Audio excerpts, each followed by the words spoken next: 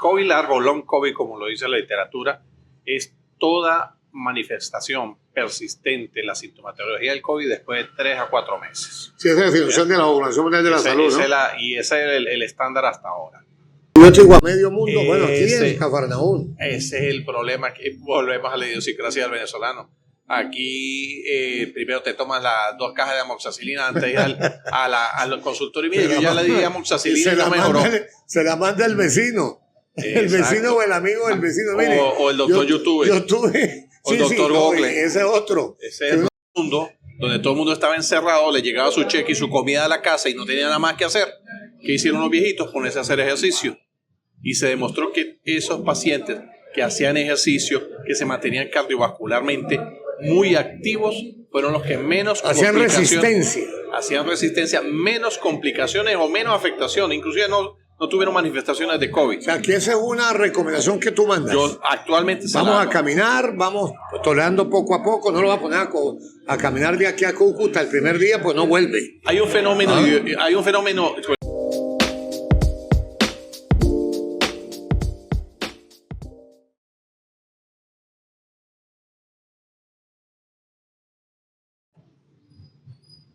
Buenas tardes, bienvenido como todos los jueves aquí a Medical Radio, hoy con un invitado como siempre de honor, doctor Duan Duque, traumatólogo egresado a la Universidad de los Andes, con programa de ortopedia y traumatología, el servicio en el IPASME, el Seguro Social de Mérida, ¿no? Sí, señor. Para hablar de un tema interesantísimo, preséntese, doctor, para que la gente me lo recuerde. Buenas tardes a la audiencia.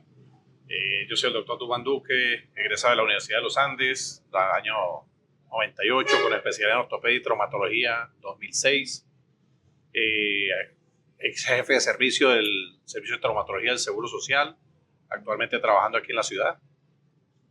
Duan, hemos tocado un tema hace unos días, en noviembre, bueno, fue el 19 de marzo, que se publicó el primer caso de una enfermedad que llamó COVID, ¿no?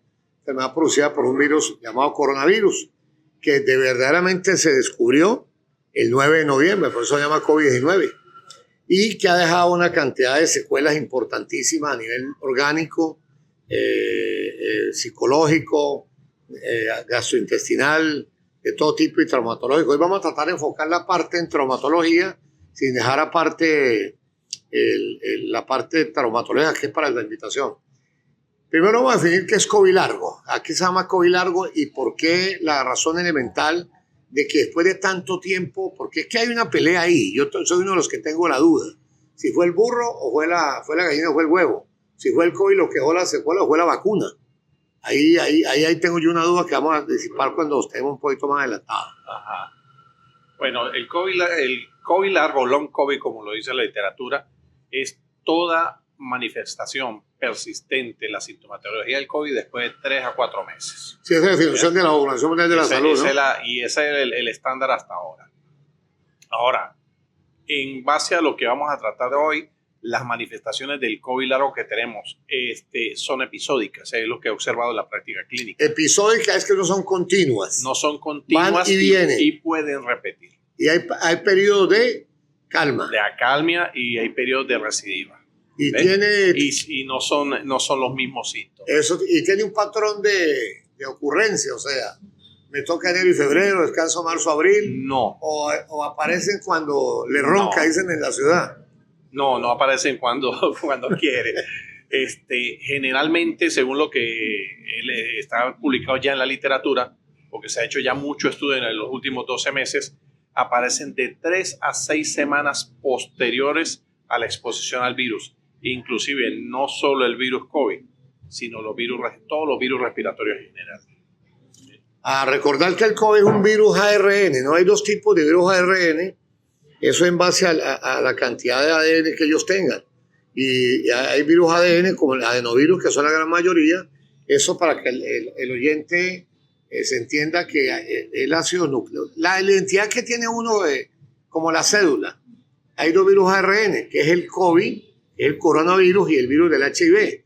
Y ahí la dificultad en conseguir una vacuna efectiva, ¿no? Ahí donde hay dudas, donde si la vacuna fue buena o no fue buena. ¿Cuál es el primer motivo de consulta en traumatología, Duan, en un paciente, la más elemental, vamos de la A a la Z, en un paciente con COVID, ¿cómo lo interpretas tú que es por eso? Y si hay alguna experiencia, porque es que aquí hablo yo mucho de las experiencias particulares, porque las literaturas, como tú sabes, uno que viene de cuento, a veces son muy amañadas. Y uno termina haciendo una casuística personal. Sí. Yo particularmente siempre me digo que soy un amante de la estadística. En tu experiencia personal, ¿qué porcentaje de esa gente que tuvo COVID demostrado? Aunque el 94% de la población tuvo COVID. Hasta ahorita van 6.700.000 personas y somos 8.000. O sea que casi el 93% de la población de tu consulta, tanto hospitalaria como privada, más o menos qué porcentaje tienes tú que te puedan consultar por eso y que infieras tú que es un COVID largo o una manifestación tardía del COVID. Ok, primero vamos a diferenciar de la consulta privada. De ese número vamos a sacar todo lo que es consulta traumatológica, fracturas, claro, accidentes, heridas. Los que me consultan por dolores articulares o dolores musculares, persistentes, incapacitantes muchas veces, que tú les preguntas si han tenido antecedentes de esfuerzos físicos extenuantes, traumatismo o algo, te niegan todo. Y cuando tú empiezas a la anamnesia, al propio interrogatorio clínico,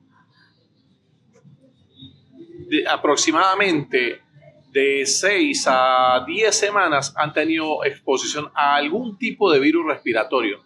Ahí es donde te respondo. En mi práctica clínica, a todo mundo. ¿Virus o bacterias también? Virus. O sea, la tosecita esa que aparece por ahí Entonces, y que se va con el antialérgico, con el antigripal. Síntomas inespecíficos, síntomas leves, COVID grave. Como yo les cuento a mis pacientes, la primera ola del COVID causó terror en el mundo. Gente que moría en la calle, trombosis pulmonares masivas, muertes súbitas. La segunda ola, síntomas muy leves de gripe o catarro. Pero el omega, la subvariante omega, es la que, a mi parecer, de allá para acá, ha traído más síntomas. Como tú lo dices, en mi práctica clínica me percaté de eso. Posexposición al virus. Y me recordaba de algo que veíamos mucho en los hospitales, cuando nos consultaban por la sinovitis de cadera de los niños. Posterior a una gripe, el niño empezaba que si es una artritis séptica o no es una artritis séptica. ¿Qué es sinovitis de cadera? La sinovitis de cadera es una inflamación de la articulación coxofemoral en el niño o adolescente. ¿Cuál es esa? La cadera como tal. La cadera, la unión de fémur con el acetábulo. ¿Y qué siente uno con eso? El adulto no lo presenta. ¿No? Es en niños, la sinovitis transitoria de cadera. ¿Por qué? Por el tipo de circulación. Que por eso mismo el tipo de circulación que tiene el área de la cadera, los niños se exponen más a que la barrera hemática de allí deje pasar las bacterias. O sea, en pocas palabras, la presencia de líquido contaminado en una articulación. No. La sinovitis es inflamación de la membrana. De la membrana. Ese la sinovioartrosis. Ese cuerito que uno le come el pollo en el huesito. Es el cartílago. Cuando te comes el muslo, la cabecita blanca, eso es cartílago. Pero lo demás, bueno, en el pollo cuando nos lo comemos no está la articulación sinovial. Pero ahí está el muslo del Pero sí. Eso ya lo habíamos visto, no es algo nuevo. Lo que pasa es que nos estamos dando cuenta que el COVID, dentro de todo, dejó las manifestaciones esqueléticas. Por eso yo hacía memoria cuando estaba viendo los casos, pero yo, ¿por qué hay sinovitis en un adulto? Si no tiene fiebre, no hay un foco infeccioso, no hay antecedentes quirúrgicos, no hay un foco, por decir, urinario, que es el más común en los pacientes, un foco urinario, un foco oral o respiratorio de infección bacteriana. Entonces fue donde yo me percaté, me puse a revisar, me recordé lo que veíamos mucho en la revista clínica. Yo me acuerdo que aquí en el Hospital 2 del Vigía, cuando se pasaba la revista, mínimo eran 2 casos diarios. Cuando se pasaba la revista era un lujo de hospital, ahora ni revista hace. Exacto, cuando se pasaba con los adjuntos de todos los servicios, si era posible, y se discutían los casos. Y hemos metido en ese cuento nosotros muchos años, ¿no? Exacto, cuando yo era residente y alumno suyo. Y por lo menos teníamos 2 casos en sala de 30, 40 niños, 2 casos eran sinovitis de cadera. ¿Cómo era la única manera de discernir qué era eso? O había que hacerle una artrocentesis o una hematología y vigilarlo para ver si era. Y el interrogatorio, que es lo que nos trae aquí. tuvo gripe el niño, tuvo una faringitis, tuvo algún foco infeccioso, pero en los niños sí, casi siempre, casi en el 90% de los casos descubríamos el foco y era cuestión de vigilarlo. Que el niño no ha mejorado, que no ha progresado, bueno, hay que abrir esa cadera. En ese momento no era tan de uso la ecografía en las caderas de los niños y eso. Ahorita sí es fácil, agarramos un traductor y yo mismo en mi consultorio pongo el traductor, reviso si hay líquido, vamos a hacer la punción, procesémela, en 40 minutos tenemos el resultado, o menos, un grano, un citoquímico y ya sabemos, y se opera. Pero eso no es común en el adulto, un diagnóstico de sinoviartrosis de cadera. Esa era una enfermedad propia de los niños. En ese momento. Y lo asociaba siempre a procesos virales. A procesos virales y sobre todo pulmonares. 90-95% de los casos. Hay que recordar que el virus más frecuente es el virus de la influenza, ¿no? El virus de la gripe a nivel pulmonar. El virus de la gripe normal. Y siguen varios virus, pero el más frecuente es la influenza. Sí, señor. Que es un adenovirus, no es un adenovirus. O sea, es primo hermano del otro, pero no es parecido al coronavirus. Son dos familias totalmente distintas. Sí, señor. Entonces, ¿qué es lo que pasa con el COVID ahorita? Que se están presentando una serie de manifestaciones articulares que uno se daba cuenta que eran propios de la juventud, de la infancia, y se hicieron persistentes en el adulto, que no tienen relación con algún foco infeccioso, y entonces uno se pone a investigar qué es lo que está pasando. Y muchos se relacionan con eso. No solo con el COVID, sino con exposición a cualquier virus respiratorio. O sea, que a usted, en su experiencia personal y en la literatura que consulta a diario, ves que la causa más frecuente en niños, como expresión lejana, entre comillas, tú hablaste de 6 a 8 o 12 semanas, es que la cadera se inflama. Esa es la primera manifestación. Ahora, sí. Excluyendo, ¿cómo haces para decir tú, eso es secundario a COVID, es secundario a la vacuna, o es secundario a qué? ¿En base a qué pruebas haces de laboratorio? Para que la gente vaya orientando más o menos. Okay. ¿Y qué es lo que el niño presenta? Cojea. Imagino que él cojea. Ajá. Si vamos a hablar del niño, sí, la primera causa. Ok. Estadísticamente, la primera es la cadera, segundo es la rodilla. ¿Sí? El niño puede cojear, puede tener su fiebre, su malestar general, pero generalmente no quiere apoyar el miembro. En cuanto a cómo hacemos el diagnóstico, eso nos lleva a la pregunta, ¿es la vacuna o el virus? Yo particularmente, y no sé si pecaré ante el gremio o algo, mira, las vacunas poco hicieron.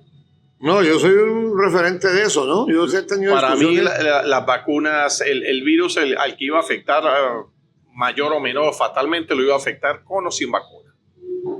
Pero fíjate que en el caso muy propio, muy particular, valga la redundancia, yo estuve tranquilito hasta que me vacuné.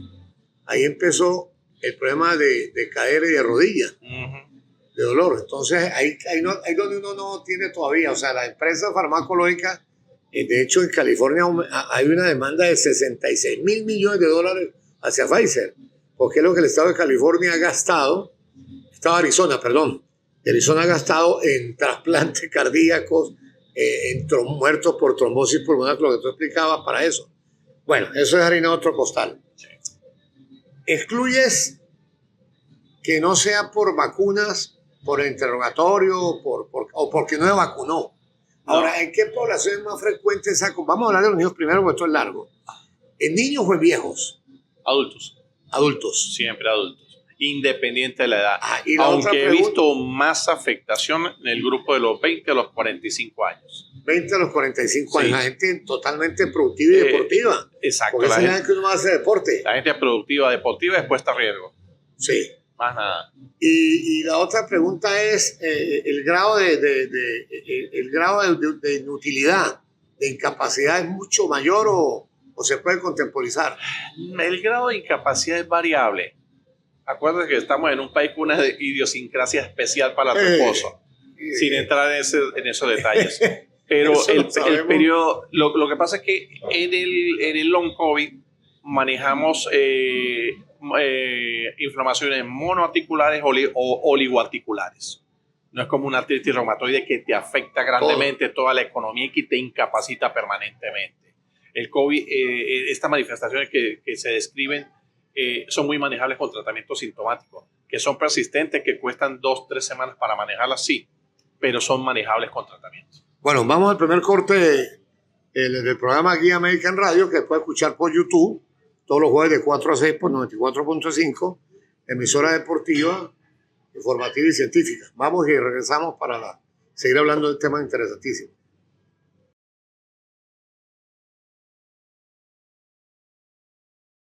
Bueno, seguimos en la segunda parte del programa Guía Médica en Radio, que por YouTube puede salir todos los jueves. Guía Médica por YouTube se consigue en la Panera La Nona, excelente sitio para comer, para almorzar. Me hizo van que haber almorzado aquí, yo he desayunado, y un local espectacular en la Avenida Bolívar, La Nona, espectacular ambiente y muy agradable. Bueno, habíamos hablado un poquito, introduciendo en el primer segmento, sobre la sinovitis de cadera en niños.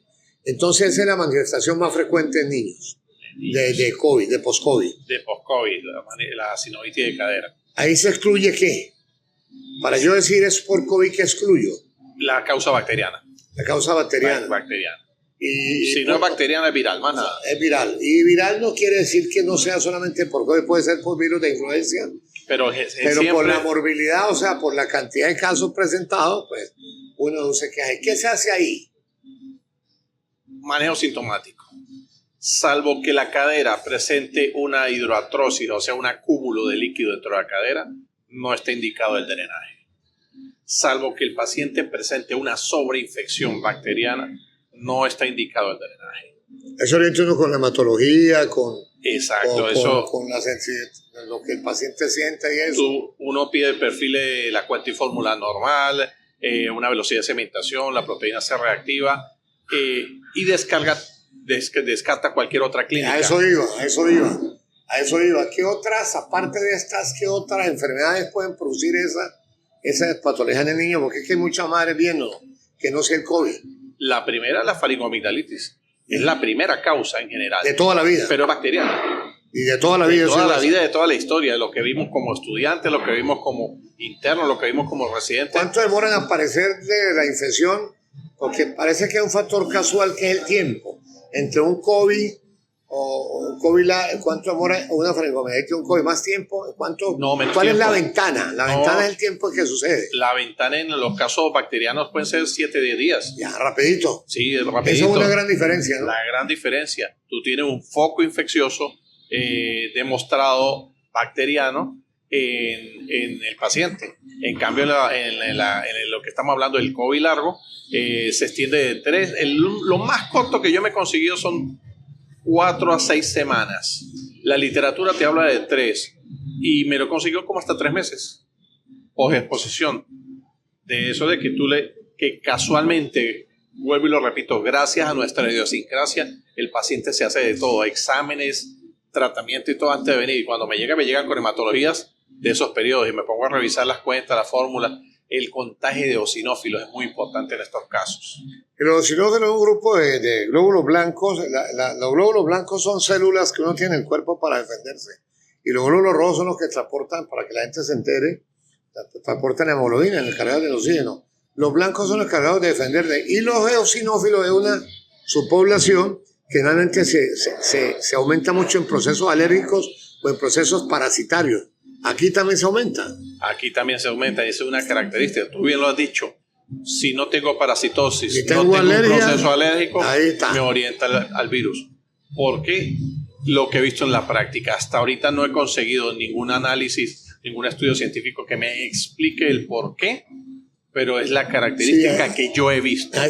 Eso te decía yo, que eso son cosas que no aparecen en los libros. Exactamente. Pero cuando usted pone puntual, analizar las cosas, consigue esas cosas y esa experiencia. Había un profesor que decía en la universidad que la experiencia no publicada no era experiencia. Pero tú estás diciendo que a ti te ha servido y te ha servido en el tratamiento, ¿sí o no? Sí, claro que sí.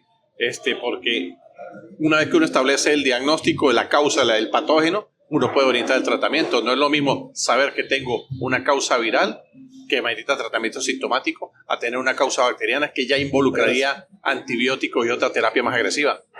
Ya, ahí se trata ¿cómo? Esa sinovitis, ¿cómo se trata? La sinovitis de niños generalmente son niños y No hay adultos. que dar antibióticos. No. Si usted excluye lo que tú dices tú, que sea bacteriano. Totalmente. Sí, por la función, no, sí, un retundo no.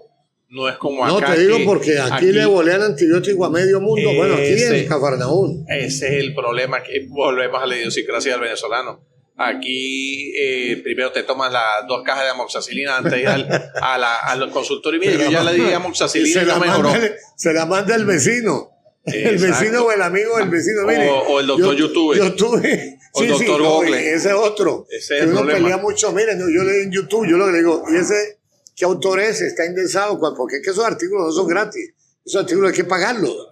El que publica en YouTube gratis porque está barato. Sí, es verdad. Así sencillo. Entonces es sintomático. Es sintomático. Antiinflamatorio. Sí. Lo único que hay que decir a la familia que hay que tener paciencia. La sinovitis de cadera puede tener un periodo incapacitante para que el niño sea activo y brinque como un niño por lo menos de 15 días, pero que no debería pasar nada. Y ni sobarlo ni nada de esas cosas. Sobarlo, déjeme eso quietico ahí. Déjelo quieto, que eso va a evolucionar solito. ¿Y puede caminar? No. No. Durante el periodo de recuperación no se aconseja caminar. ¿Por qué? Porque la misma sinovitis puede afectar el cartílago articular, lo que hablamos del huesito blanco del pollo. Puede afectar el cartílago articular y puede causar un reblandecimiento del mismo. No es común, no es frecuente, pero está descrito. Y si ocurre una lesión del cartílago articular, ya las cosas distintas. Ya ahí pasaría a un tratamiento a futuro de las secuelas de la cadera. ¿Cómo cuál? La osteonecrosis puede ser. Cambiar la cabeza de la cadera por una prótesis. No. O sea, la osteonecrosis a futuro lleva a un recambio articular. ¿A mucho tiempo? No. ¿Cuál es el signo el signo que nos dice a nosotros ya es momento de hacer una artroplastia total de cadera? Es el dolor incapacitante. El paciente te llega a la consulta y te dice... es cambiar la cadera, lo que la gente llama un trasplante de la articulación. Un trasplante de cadera, que eso es una artroplastia total. ¿Ve? El cardinal es, el paciente te dice, doctor, ya no aguanto el dolor, opéreme ahora sí.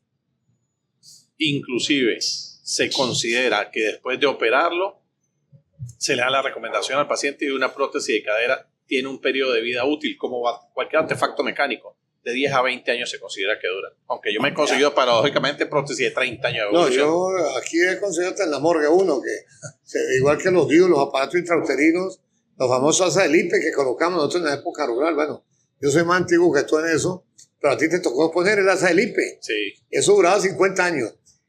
Ahí hay una pregunta y me preocupa mucho, ¿no? Uno como padre y como abuelo ya. En esos niños se puede plantear eso, en un niño con una sinovitis que le dañe la cabeza el fémur, se puede plantear un cambio de cadera o artroplastia, como usted llama. No. Y si él queda culito, ¿hasta qué edad se espera? Los recambios articulares no se plantean hasta la edad adulta. ¿Adulto es cuánto? Adulto es después del cierre de las epífisis de crecimiento de los niños, del cierre de la placa de crecimiento. ¿Años? En la mujer a los 18, 19 y en el hombre a los 22 más o menos. Ahí se puede hacer. Sí, ya cuando termina todo su esqueleto en crecer. Ahora, ¿por qué no se plantea en niños? Porque ellos tienen una muy buena adaptabilidad a las deformidades de la cabeza acetabular. Y si no, claro, ese es tema de otra ocasión, la enfermedad de Perthes, Leccarber-Perthes, que es la osteonecrosis idiopática de la cabeza femoral.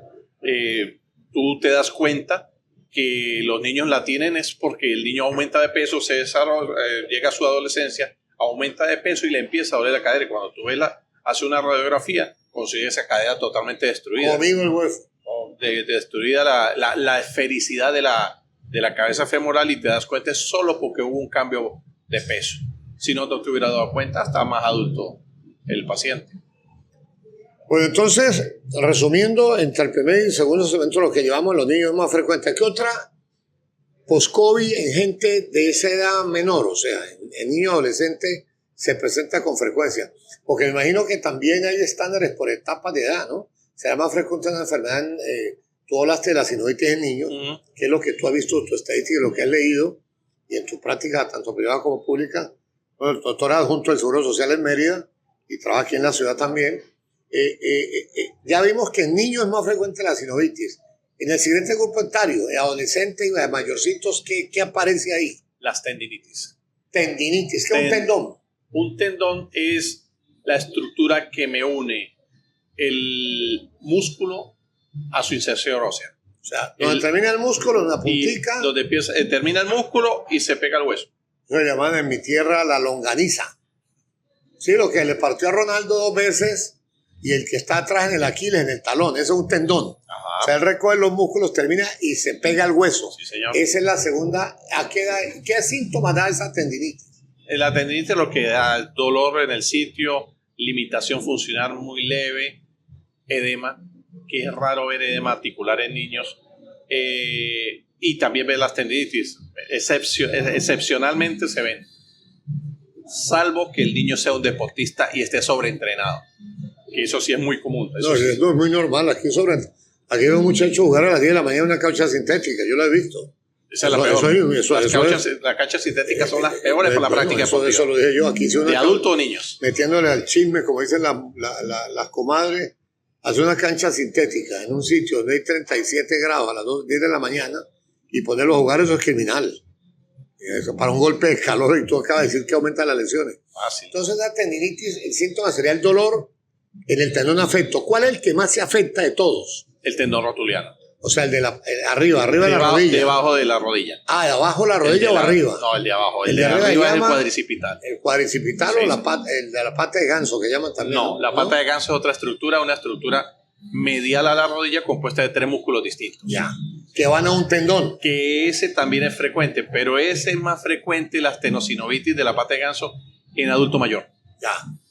En entonces, el tema que estamos desarrollando. Joven es debajito de la rodilla. Sí, señor. ¿Y cómo se expresa? ¿Se hincha la rodilla o cuesta estirarla? No, el niño llega porque le dolió la rodilla.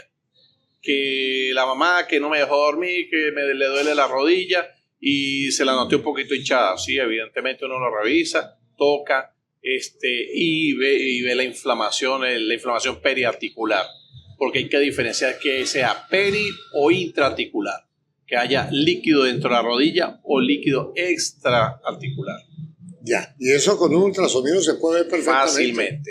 Hoy día es una herramienta diagnóstica que usamos tanto usted como yo, bien usada, ¿no? Bien usada. Porque es que ahora hay cada gente que hace ultrasonido que uno no sabe ni para qué, no sabe ni para qué son los traductores. Entonces, hablando un poquito de eso, ¿qué sensibilidad, o sea, qué porcentaje? Porque en medicina en términos de sensibilidad y especificidad no es el tema. ¿Qué porcentaje de acertación tiene el eco para ese diagnóstico? O sea, ¿en cuánto me sirve? ¿100% o 90%? Si lo sabes hacer, ¿no? Exacto, 100%. Si lo sabes hacer. Claro, si tú sabes interpretar la señal del eco y los cambios ecográficos del patrón fibrilar del tendón y eso, tú te das cuenta de inmediato, no solo del tendón, sino la estructura de alrededor, el peritendón cómo está engrosado, está dematizado, hay líquido alrededor de las estructuras, líquido intra o extraarticular. Tú puedes diferenciar muy bien, puedes mostrar al paciente, mira, aquí en la pantalla pasa esto y esto y esto, mira esto que está aquí, vamos a ponerte la rodilla buena. Comparamos, hacemos el modo, la comparación, mira cómo es tu tendón sano, el del otro lado, mira cómo está el tendón de aquí, para que el paciente sepa, así no entiende de medicina y anatomía, pero para que vean que el uno es blanco y el otro es negro, es distinto, por lo menos. Sí, más grueso más grueso. Como yo les digo a mis pacientes, yo sé que usted no sabe ni anatomía, ni de radiología, ni ultrasonido, pero sí sabe comparar y ver colores. Dese cuenta que estos colores y estas rayitas no son iguales. Estas son distintas porque están inflamadas y estas son así porque son normales. Ahora, entendiendo que esta patología, ya la tendinitis, es más frecuente, ahí también se trata de manera sintomática y excluyendo otras cosas, ¿no? O si hay tendinitis infecciosa. No son comunes. Las tendinitis infecciosas siempre tienen involucrado primero un foco a distancia o una lesión traumática. O sea, eso es de calle. Y no son muy comunes. El tendón para que se infecte o para tratarlo es muy difícil. ¿Por qué? Porque el tendón es una estructura que es avascular. No tiene circulación. O sea, tiene más sangre una yuca, viene en el fútbol. Corra, mijo, que tiene más sangre una yuca que usted. El tendón es una estructura que se nutre por un mecanismo que se llama inhibición. O sea, él absorbe lo que está alrededor. Lo comparo como con una orquídea. La raíz se absorbe del medio ambiente. Yo lo compararía con un político. Agarra todo lo que tiene a los lados, hermano. No, eso es el parásito. Y entonces el tratamiento es netamente sintomático. Sí, los tratamientos en cuanto a tendinitis, sean infecciosas o sean inflamatorias, son muy largos. Yo siempre les advierto al paciente. Eso es una cosa que hay que advertir mucho, ¿no? Sí, yo les advierto al paciente, mira, de repente en 3 días te sientes bien, pero eso no quiere decir que ya estás curado. Cuando te sientas bien es cuando más te tienes que cuidar. ¿Por qué? Porque cuando te sientes bien, te reincorporas, haces lo que tenías pendiente, te demandas con tu actividad física o laboral y recaes. Y recaes no porque el tratamiento no haya hecho, sino porque no te acordaste que yo te dije son de 3 a 4 semanas para que el medicamento o el antibiótico penetre al tendón. ¿Por qué? Porque como él no tiene circulación, la penetrabilidad es muy lenta. Muy mala.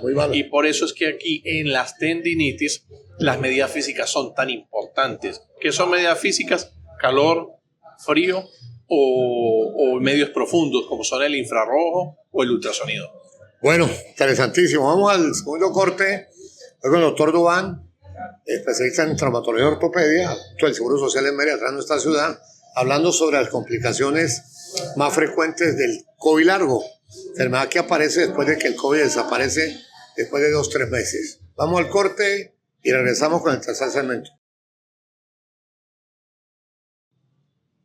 Volvemos a Guía Médica en Radio, todos los jueves por enlace 94.5 en la Panela Nona, estupendo sitio para lo que usted quiera. Para comer, claro, para lo que usted quiera en panadería. Muy bonito, la atención espectacular. Y hoy con el doctor Duván, hablando sobre traumatólogo especialista en traumatología, adjunto del Seguro Social en Mérida y trabajando aquí con nosotros para hablar de las manifestaciones traumatológicas del COVID. Esto es un tema muy largo, pero vamos a ir por partes. Hemos hablado que en los niños la sinovitis de cadera es la más frecuente. En los más grandecitos, las tendinitis. Ahora, en la población adultos, la OMS, Organización Mundial de Salud, define adultos jóvenes entre 35 y 60 años. ¿Qué es lo que más te consulta? Que tú catalogues en base a tus criterios ya básicos de experiencia y ya que están dados a nivel internacional, publicados. El adulto joven, ¿por qué te consulta y cómo excluyes una cosa de la otra, como venimos sacando aquí? ¿Ah? ¿Cuál es la...? En el adulto mayor, en el adulto joven, los dolores articulares, lo que la gente llama me duelen las articulaciones, sobre todo la del esqueleto axial, el esqueleto de la columna. O sea, se tuye el paciente, como se dice. Se tuye el paciente. Yo pasé por eso. Paciente que me duele para levantarme, que me duele la cintura, que levantarme de la cama o acostarme es imposible, que si me acuesto de lado no aguanto. Una vez que tú excluyes las causas comunes de dolor axial o de dolor facetario, que sería en este caso. ¿Cómo cuáles? ¿Un desgaste temprano, edad? No. ¿Traumatismo? Los dolores axiales tú los puedes clasificar en desgastes o artrosis. Axial es la columna, ¿no? En axial es la columna, sí. En artrosis o en artritis. Causas degenerativas o causas inflamatorias. Y ya cuando entramos en artritis, bueno, la variedad, artritis positiva, artritis seronegativa, sí, artritis infecciosa. Eso es otro mar. Criterios aparte, sí, muy claros. Pero hemos visto que pacientes que radiológicamente tú ves un esqueleto sano, sin lesiones mecánicas. Pero que le duele todo. En primer lugar esas. En segundo lugar las tendinopatías, sobre todo tendinopatías como el síndrome de Kerbein. ¿Qué es eso? El síndrome de Kerbein es una inflamación de lo que llamamos el primer estuche de la mano. ¿Cuál aquí? ¿Lo puedes poner para que la gente lo vea por la televisión? El primer estuche es el que maneja, principalmente vamos a llamarlo así, los extensores del pulgar. O sea, este tendoncito que va aquí. Que anatómicamente le llamamos un límite de la tabaquera anatómica. ¿Ves? El que mueve el dedo gordo. El que mueve y extiende. Y ese hago el diagnóstico haciendo duele así. No, esa es otra maniobra. La maniobra ¿Cómo duele esa tendinitis? La tendinitis duele cuando tú haces maniobras de prensión forzada. Ajá. Apretar un frasco, usar una llave o hacer fuerza, puño cerrado. Eso en ese momento tensas el tendón, tensas aquí y desencadena el dolor. Es el Kervain. Es el de Kervain. Pero en sí, como hablamos de hace rato de las artritis mono-oligoarticulares, aquí también aparece. Es muy frecuente. Se habla de mono cuando es una. Cuando es una. Una sola articulación. Una sola articulación. Y oligo cuando son una o dos. Son, digamos que son hasta 5, pero son asimétricas. Ya. Eso es lo que me la diferencia de la artritis reumatoide, que tiende a ser simétrica. Y sumatoria. Y son mucho más, por supuesto. Y de la artritis seronegativa, que son igual que la artritis reumatoide, pero no me da la positividad de los exámenes. Entonces, en primer lugar están en esas dos, y están lo que llamamos el codo de tinista, las epicondilitis. Son esa se inflama aquí, ¿no? En la cara externa del codo. Aquí. Ahí. Es la que usted señala, la epitrocleitis. ¿Ve? Entonces, esas son las más comunes en el adulto joven. ¿Con qué frecuencia? O sea, yo pregunto mucho por la frecuencia, por la estadística. O sea, de 10 pacientes que tuvieron COVID o de 10 pacientes que tú ves con ese tipo de alteración que es la de Kervain, la epicondilitis, ¿cuántos han tenido el antecedente de haber tenido COVID? Yo formularía la pregunta al contrario. Una vez que yo ya sé que fue COVID, yo te diría que son de cada 10, entre 6 y 7. Altísimo, ¿no? Tiene alguna tendinopatía. Altísimo, ¿no? Porque ¿Y siempre pasa eso, Duván? Siempre pasa. Así es que usted...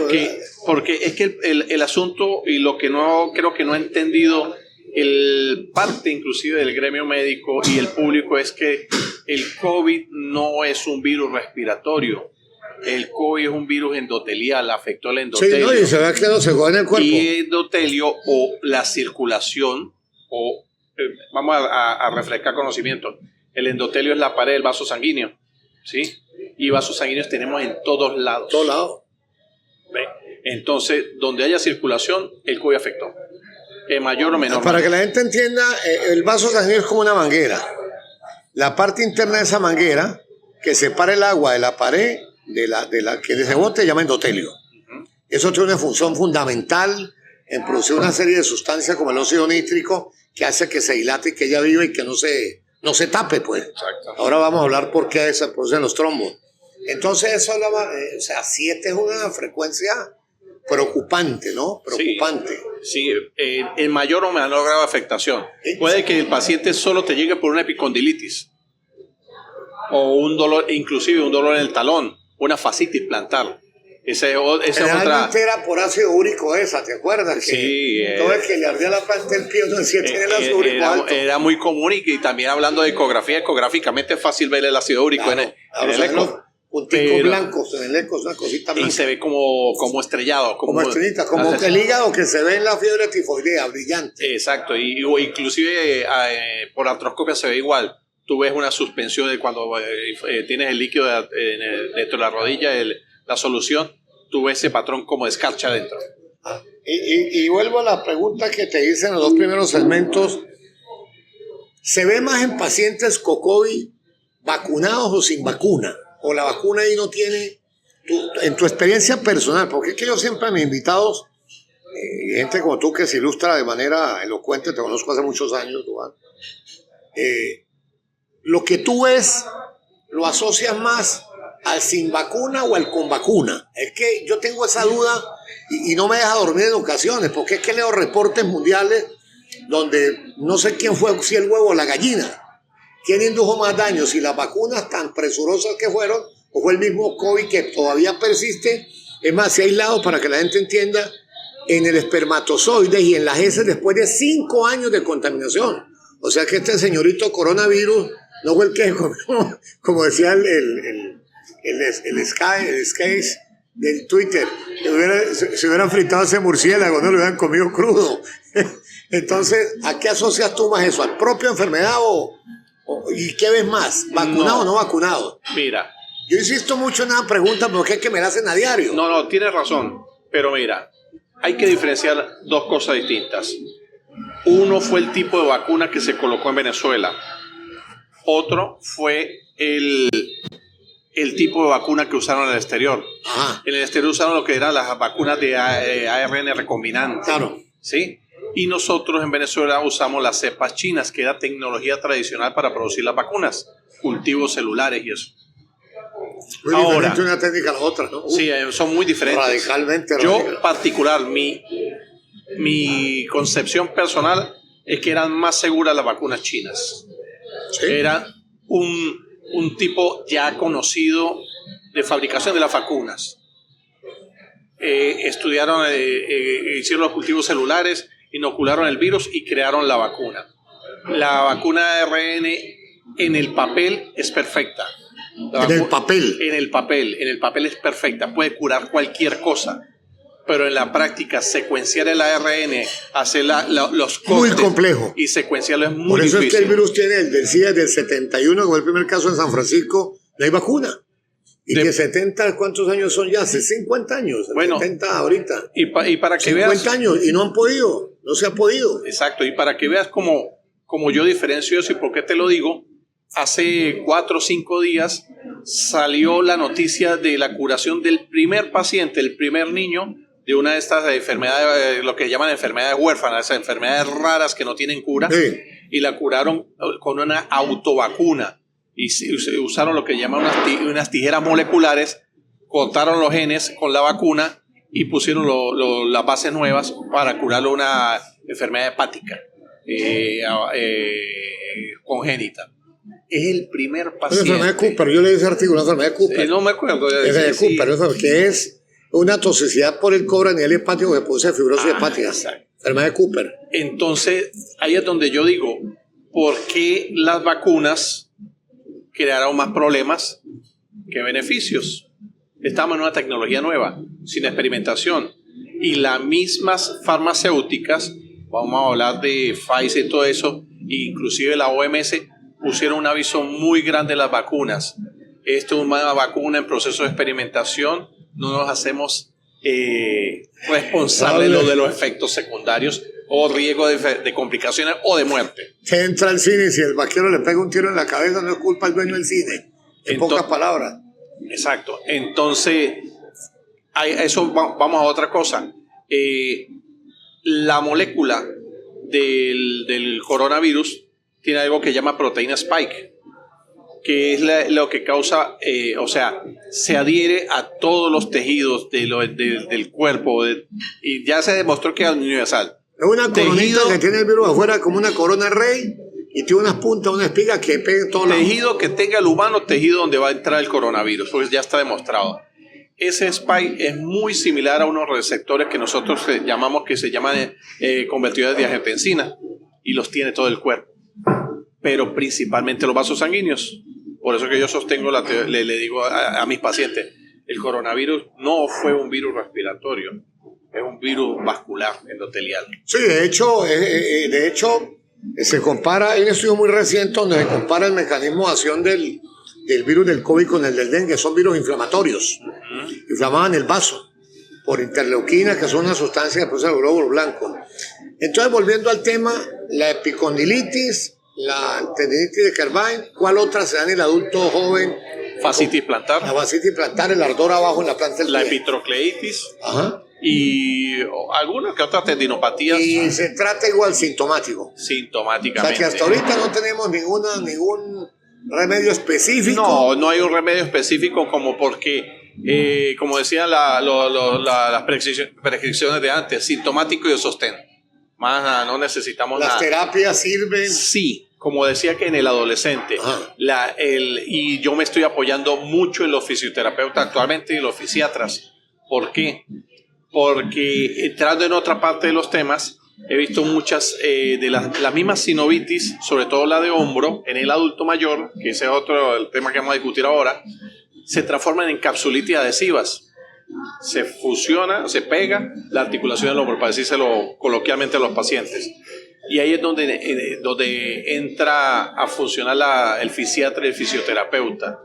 para reactivar la movilización del miembro. O sea, que aquí aparte lo van del tratamiento sintomático, o sea, analgésicos, el que usted escoja por experiencia, por menos toxicidad, por más curación, la parte de rehabilitación es fundamental. Es fundamental. Inclusive, actualmente yo le hago la acotación al fisiatra o al tratante, en este caso del paciente, mira, avísame en 2 o 3 semanas cómo sigue. Si no mejora, me avisas para hacerle algún gesto articular. ¿Qué es un gesto articular? Una infiltración con plasma rico en plaquetas, inflamación con esteroides o un bloqueo nervioso inclusive, con anestesia. Bueno, vamos al cuarto, mire cómo pasa el tiempo. Y nos falta, bueno, como se queda dejamos 3 programas. Vamos al cuarto, al tercer corte comercial para iniciar el cuarto segmento para hablar de lo que pasa en el adulto y el porqué, para que me des la razón científica del por qué esto ocurre. ¿Ok?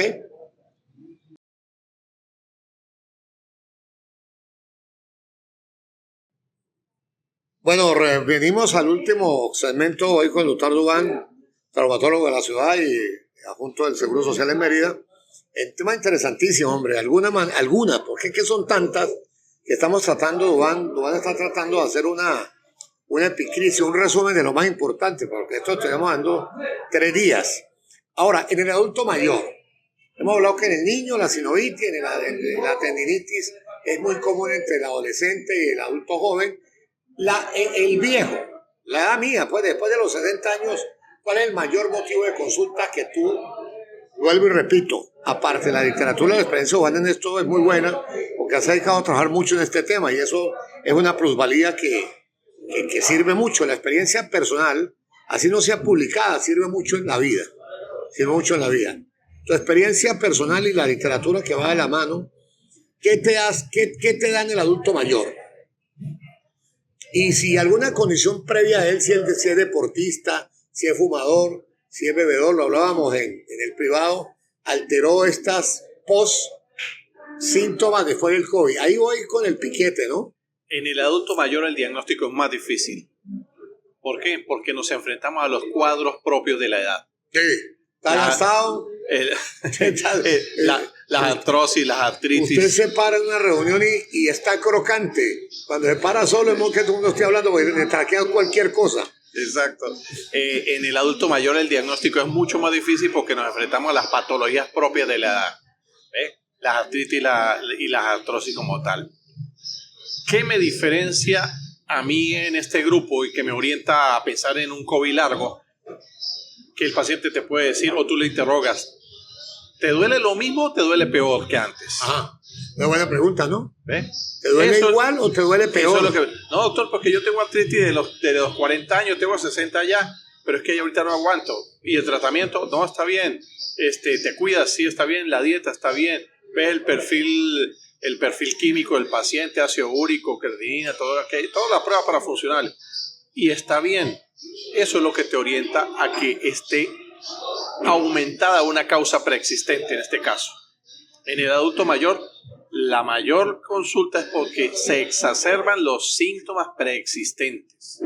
Común a la vejez. Duele más la rodilla, duele más el codo, duele más la cadera, la columna.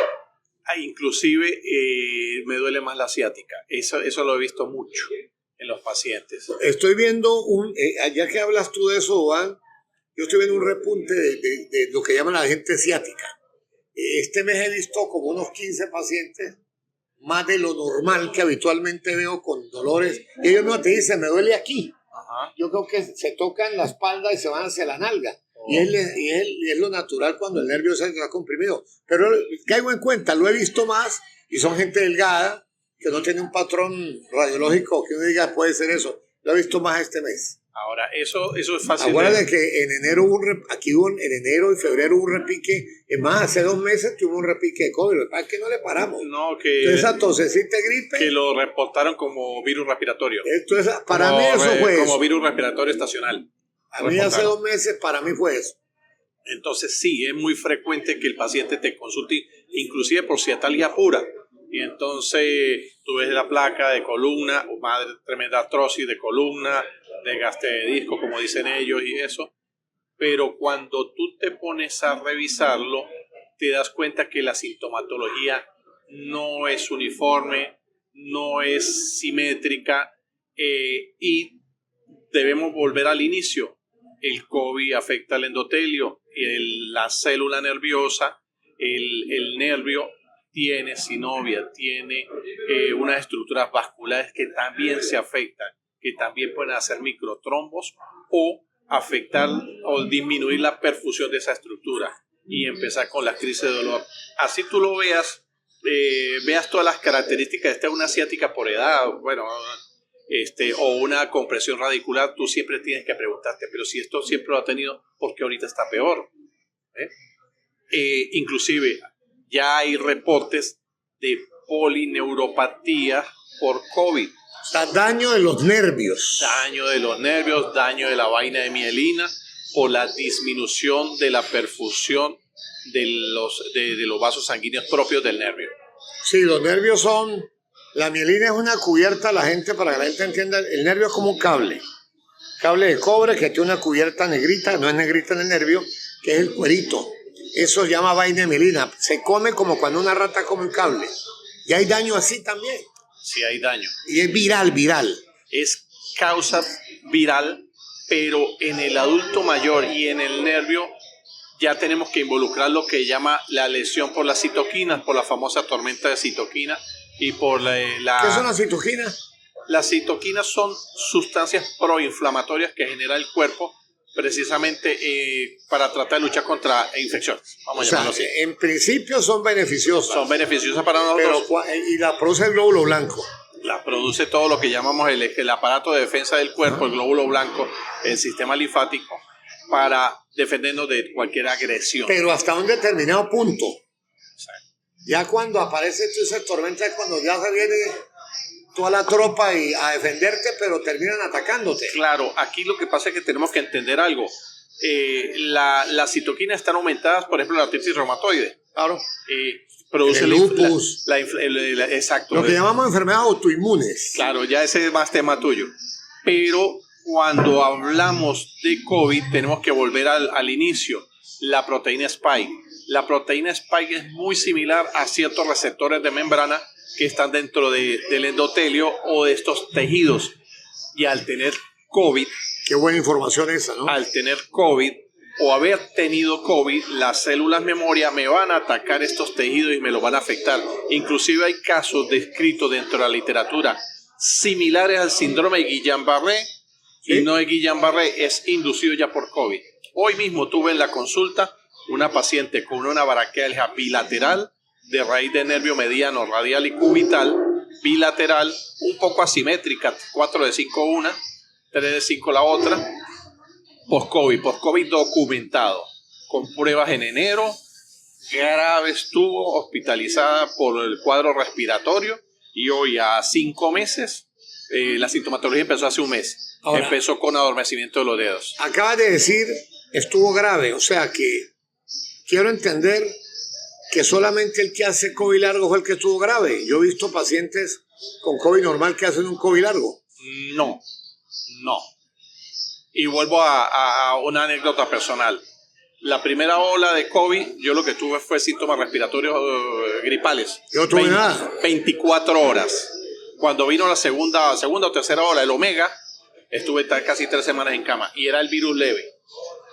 Entonces, respuesta individual, ¿no? La respuesta es muy particular, por eso yo digo, los tratamientos son personalizados. Nadie te puede decir, yo soy especialista en COVID.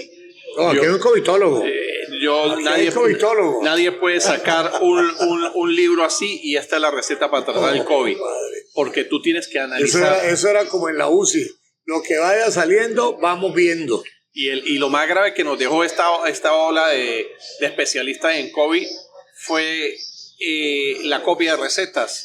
Todo el mundo manda esteroides. El uso indiscriminado de meropenem. Y de esteroides. Y de desametasona dosis altísima. Desde el punto de vista traumatológico, las altas dosis de esteroides que se usaron conllevaron a muchos casos de osteonecrosis de la cadera femoral, que es otra complicación más grave en el adulto mayor. Y en medicina, un aumento del 16% de la diabetes tipo 2 inducida por causas enfermedades metabólicas. Sí, sobre todo esa enfermedad de Cushing, que el paciente se inflama en una cantidad de cosas. Entonces quiero entender que es un estado inflamatorio, que el virus confundió el organismo, hizo que se inflamara más y te atacara. Sí, señor. Eso es lo que quiero entender, ¿no? Sí, señor. Entonces, volviendo a lo que te dije, el cuerpo identifica esta proteína spike o este receptor de membrana como el coronavirus o el virus respiratorio, porque ya sabemos que no es solo el coronavirus. Todos los virus respiratorios y el coronavirus tienen en común esa proteína spike. Entonces, al cuerpo sufrir la enfermedad, nuestras defensas hacen lo mismo que una artritis reumatoide. Atacan nuestros tejidos donde está esa expresión de ese receptor de membrana. Y ese generalmente es el AC2, el receptor convertidor de angiotensina. Por eso es que vuelvo y digo, el COVID no fue un virus respiratorio, el COVID es un virus vascular. Sí. Ahora, una pregunta. Hemos hablado mucho de la parte muscular periférica, donde está el tendón, donde está el ligamento, la caderita, la sinovia. La parte muscular, los dolores musculares que ocurren en muchos pacientes, que usted descarta que tenga porque la fibromialgia es un diagnóstico donde a usted le duele todo, que es donde la gente encajona el que no tiene pruebas positivas, saco de gato. Yo digo que es el cuarto oscuro en la reumatología. Si yo he hecho que sea una fibromialgia, porque te asocia mucho a depresión, el paciente le duele todo, lo puedo meter ahí en ese COVID largo, lo has visto tú con frecuencia. Dolores musculares, sin sacar los tendones como tal, ni la inflamación de cadera y rodilla. Claro. Aquel paciente que tiene pesadez, cansancio, que le duele hasta levantar la mano, claro que sí. ¿Cómo lo podría clasificar yo ahí? Los dolores musculares son uno de los síntomas primordiales en todos los pacientes. Más o menos, sí, en el adulto mayor, ¿no? En el adulto mayor no, inclusive en niños. Eso fue una parte también. Sí, eso fue una parte que se me olvidó nombrar. Estamos en una ciudad deportiva. Sí. Sea como sea, el Vigía tiene muchas academias de deportes. Y aquí se hace deporte voleibol, fútbol, la gente practica deporte. Boxeo. Gimnasio, boxeo, aquí hay escuelas de boxeo. Los campeones mundiales de boxeo son de aquí. Exacto, aquí hay muchas academias deportivas donde se ha hecho sobreentrenamiento de los niños. Y volviendo a la etapa de adulto, los problemas musculares se manifiestan, bien sea por miositis, mionecrosis, rhabdomiolisis, que son etapas distintas de las afectaciones musculares. De las leves a la más severa del músculo del tejido muscular como tal. O sea, de un músculo inflamado, un músculo que se pudre, que es la rhabdomiólisis. Sí. Ajá. Ahora, yo estoy alarmado, ¿no? Estoy alarmado con esto. ¿Qué se puede esperar de todo este problema? ¿Qué haces tú aparte del tratamiento sintomático? Decirle, señora, tenga paciencia y donde sienta resistencia, se ve padre que paz descanse. ¿Qué le ofreces tú al enfermo? ¿Qué le dirías tú? Por ejemplo, a mí que me quedó el dolor de cadera, de dolor, aparte trate de bajar de peso, haga ejercicio, vaya a terapia. ¿Qué recomiendas tú en tu experiencia personal, profesional y aparte la literatura que tú lees? Lo primero que yo les recomiendo a todos, inclusive antes del tratamiento farmacológico, es volver al ejercicio de alto impacto. ¿Por qué alto impacto si me duele el impacto? Porque tú puedes tener alto impacto o ejercicio con fuerza sin impacto. Ya. Explíqueme eso. Ajá, tú puedes hacer ejercicio de alto impacto que es el trotar. Es el clásico. Mis articulaciones aguantan peso y el golpeteo. Pero puedes hacer lo mismo con bicicleta estacionaria o bicicleta de calle. Eso me hace cardio. Ahora, el ejercicio con pesas es fundamental. Sí. ¿Por qué?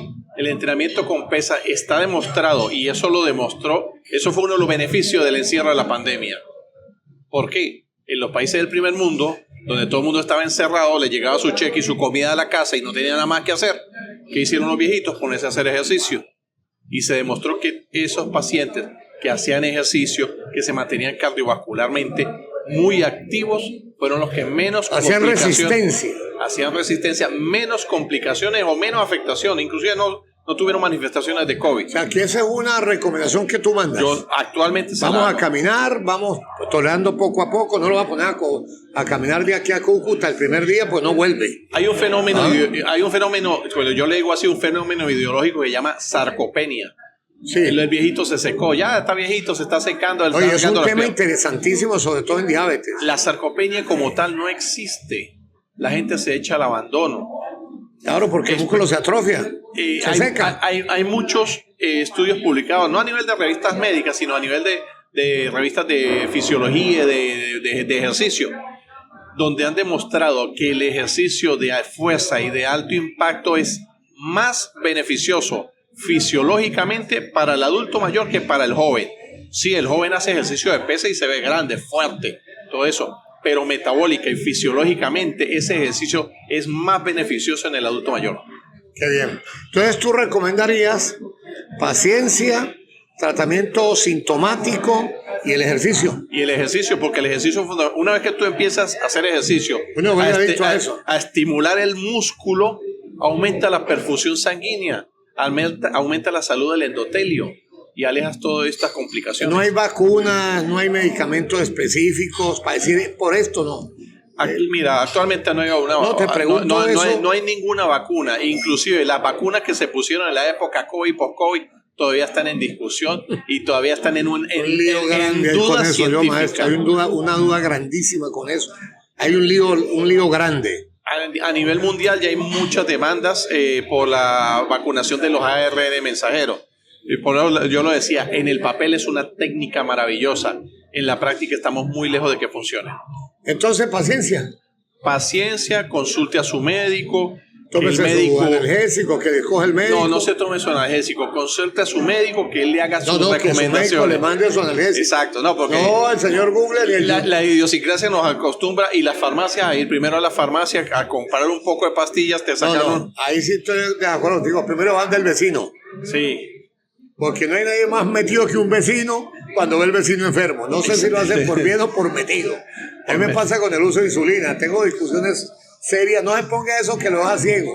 No se ponga eso que lo deja impotente. Ahorita que lo deja impotente es la suba de azúcar. La experiencia personal será. Pero sí, como consejo en general, consulten a su médico. Puede que sea una artritis por la edad, puede que sea una artritis inducida por COVID. Los tratamientos son muy similares, pero acuérdese, los tratamientos son personalizados. No hay una receta particular, no es que yo agarre mi libro de emergencia médica, un tratamiento para COVID poliarticular, tratamiento para COVID monoarticular. Eso no existe. Hay que estudiar a cada paciente, hacerle su paraclínica, apoyarse en el eco, inclusive en estudios como la resonancia magnética o la tomografía en casos muy avanzados. Pero en este caso, el examen físico y los antecedentes son invaluables. Bueno, hemos llegado al final del programa. Aquí el doctor Duván, gran amigo de toda la vida, alumno. Bueno, yo cuando hablo de alumno me siento como más viejito, ¿no? Pero bueno, compañero de toda la vida. ¿Dónde estás trabajando actualmente? ¿El seguro aquí en la ciudad? ¿Dónde te pueden ubicar la gente? Servicio de traumatología del Seguro Social en Mérida. ¿Y aquí? Y Centro Clínico Vargas. Unidad Médica San Rafael. Pueden localizarme, emergencias. Entiendo que hace rato estás trabajando con pie diabético también, ¿no? Pie diabético manejamos todos los traumatólogos. O tú como que eres el más adelantado de todos ahí. No, yo lo digo porque yo soy especialista en diabetes. Yo tengo un programa. Hay gente que está haciendo exclusividad de manejo de pie diabético en la ciudad, unos mucho mejor que otros. Pero la eterna discusión entre los internistas y los traumatólogos, nosotros somos más agresivos para el manejo. Sí, claro. Entonces eso no le gusta ni a la gente ni al internista. Bueno, ha sido un placer, doctor Duván, gran compañero de toda la vida de la ciudad. Nos vemos el próximo jueves y está comprometido para otro programa. Nos faltó no solamente esta patología, muchas más para hablar de lo común. Despídase, doctor, y... Pues a toda la audiencia, gracias por la invitación. De verdad que ha sido un placer y un honor que me traigan a este palco público. Sí, hay mucho que desarrollar en este tema. Yo creo que no desarrollamos ni el 10% de todo lo que son la expresión de lo que llama el COVID largo. Claro, para próximos programas estamos a la orden. Gracias, Duván. Un abrazo para ti, para tu familia. Y ya saben, jueves de 4 a 6 por 94.5 FM, zona deportiva, informativa y científica, y por YouTube en Guía E Médica Radio los jueves de 4 a 6 y de ahí para allá el día que usted lo quiera consultar. Un abrazo, nos conseguimos la próxima vez.